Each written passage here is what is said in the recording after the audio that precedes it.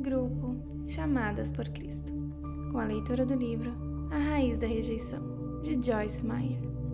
Capítulo 7. Perfeitos pela fé. A pressão para ser perfeito roubará a sua alegria.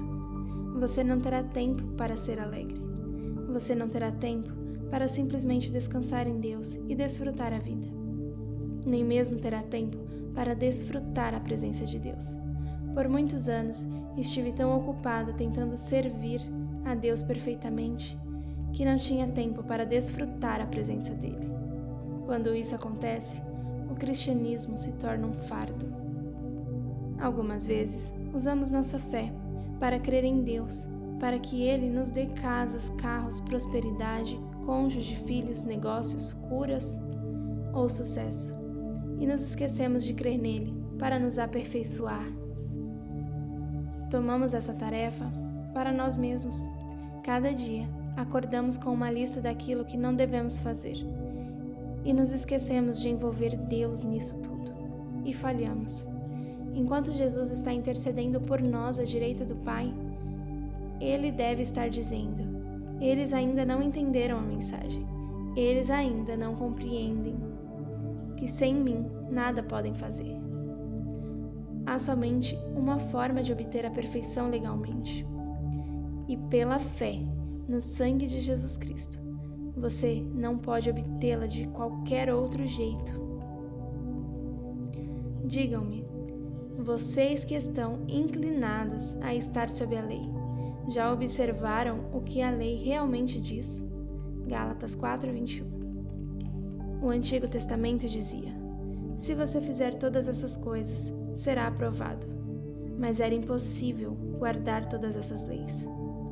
Isso era um fardo, um trabalho árduo, e isso roubava a alegria das pessoas. Deixe-me parafrasear Gálatas 4:21. Digam-me, vocês que estão inclinados a tentar comprar a perfeição com suas obras, vocês já ouviram realmente o que a lei diz? Então, no restante de Gálatas 4, o Espírito Santo continua a contrastar a antiga aliança e a nova aliança. A primeira tratava de uma aliança de obras, de tentar alcançar a perfeição por si próprio. A outra é a aliança da promessa, quando Deus diz: tudo o que eu peço a vocês é que creiam em mim. Conservem seus olhos em mim, e eu farei as coisas acontecerem no devido tempo. Uma é uma aliança de obras e a outra é uma aliança de fé. E assim é em cada área de nossas vidas. Gálatas 3:10 diz que aqueles que vivem sob a lei são condenados à frustração. Contudo, muitas pessoas nunca pensam em aplicar a fé para alcançar a perfeição. Uma das minhas mensagens mais populares é sobre a graça de Deus. Eu a chamo de graça, graça e mais graça. Quando Deus me deu esta mensagem, eu estava a ponto de me destruir tentando fazer obras. Eu estava ocupada dia e noite, tentando comprar perfeição com meu próprio esforço e pagando um alto preço por isso. Eu estava desistindo de minha alegria. Estava desistindo da minha saúde, estava me consumindo, minha mente era uma confusão. Eu era alguém muito miserável. Esse tipo de esforço realmente rouba a força de uma pessoa. Isso simplesmente a desgasta e a faz sentir-se cansada.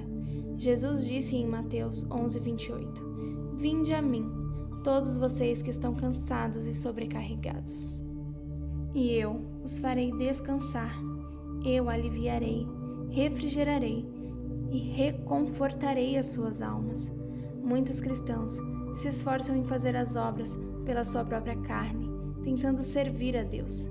Eles gastam tanto tempo tentando ser bons, que nem mesmo têm energia para orar e se deixarem realmente desfrutar Deus. Ou um modo de vida do reino que Ele oferece.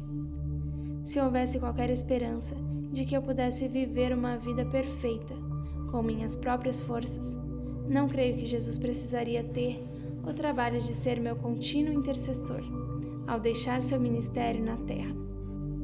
Por que precisamos de um intercessor? Porque há uma brecha entre nós e Deus e não sabemos como preencher esse espaço. Assim, Deus colocou um intercessor que se coloca na brecha e faz a diferença. Enquanto estivermos nesse corpo terreno, sempre haverá uma brecha entre nós e Deus. Deus é perfeito em todos os seus caminhos e eu não sou. Mas Jesus, meu intercessor, está fechando essa brecha. Ele é perfeito. Ele está na brecha por mim, dia e noite. Quando eu deixar esta terra e for para o céu, Ele não precisará mais fazê-lo. Mas enquanto estiver aqui, Ele é minha perfeição. Eu sou completa em Cristo. Deus nos escolhe propositalmente. Paulo diz que Deus propositalmente escolhe as coisas fracas e tolas do mundo para que Ele possa usá-las e confundir as coisas sábias. Veja 1 Coríntios 1:27. Ele quer que aqueles que são sábios em si mesmos olhem para aqueles que estão sendo usados por Deus e digam: você. Ele quer surpreendê-los. Anos atrás, logo após Deus ter me chamado para o ministério, Ele me deu uma visão sobre como planejaria me usar. Eu era imatura e contava às pessoas a respeito disso. Certa noite, uma jovem aproximou-se de mim numa festa da igreja e disse: alguém me disse que você pensa que terá um dos maiores ministérios conduzidos por uma mulher dessa nação. Você realmente disse isso? Respondi: sim, creio que o Senhor me disse isso. Retrucou: francamente, com sua personalidade, não sei como isso poderia acontecer. Ela realmente me disse isso. No início, eu tinha um orgulho carnal suficiente para pensar: espere e verá. Mas Deus me humilhou a ponto de eu reconhecer que isso jamais aconteceria sem Ele. Eu tive de encarar a mim mesma, assim como eu era, e começar a dizer: não posso fazer nada sem o Senhor Deus. Deus quer nos colocar numa posição na qual o mundo nos veja e diga: isso é o poder de Deus em operação. Por que você pensa que Jesus escolheu aqueles discípulos?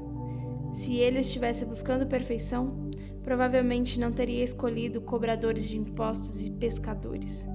Cobradores de impostos eram odiados nos dias de Jesus. Eles eram os piores dos piores. Ninguém suportava cobradores de impostos. Contudo, Jesus disse a Mateus: quero usar você, siga-me. Tudo o que ele tinha de fazer para qualificar-se era seguir a Jesus. Jesus não entregou um formulário aos candidatos a discípulos e lhes disse: descreva todas as suas qualificações. Descreva todas as suas qualificações. Ele não disse: bem, você ficará comigo algumas semanas e eu observarei quantos erros você comete. Tudo o que ele disse foi: sigam-me. Sejam meus discípulos. Aprendam sobre mim e desejem ser como eu. E eu os farei pescadores de homens. Eu os usarei. Sim, Deus escolhe as coisas fracas e tolas deste mundo propositalmente, para que as pessoas possam olhar para elas e dizer: isso só pode ser Deus. É isso que Ele quer. Ele quer nos usar e que as pessoas saibam que isso é obra dele. Eu digo às pessoas em todos os lugares: você não poderia acreditar na confusão e desolação em que eu estava. Você não acreditaria no passado que tive. E olhe o que Deus está fazendo agora. O que você poderia dizer diante disso, a não ser: isso só pode ser Deus? Mas, se ele tivesse começado com alguém que não tinha problemas e pudesse falar tudo corretamente, as pessoas poderiam dar crédito a Joyce Meyer em vez de Deus. Deus e eu não temos qualquer problema em saber de quem é o crédito. Sei de onde vem a habilidade. E as ocasiões em que cometo erros servem como um doloroso lembrete de quem eu sou. Li essa declaração recentemente. Deus deixa patentes as imperfeições de alguns dos seus santos escolhidos propositalmente, apenas para mantê-los numa posição em que ele possa usá-los. Pense sobre isso. Quão orgulhosos e altivos seríamos se passássemos 3 dias sem cometer um único erro? Como agiríamos? Imediatamente, nos tornaríamos mestres de todos. Cada pessoa imperfeita teria de se submeter à nossa instrução perfeita e nos deixar dizer-lhe como poderia tornar-se perfeita assim como nós. Seríamos orgulhosos e arrogantes, e isso impediria Deus de nos usar.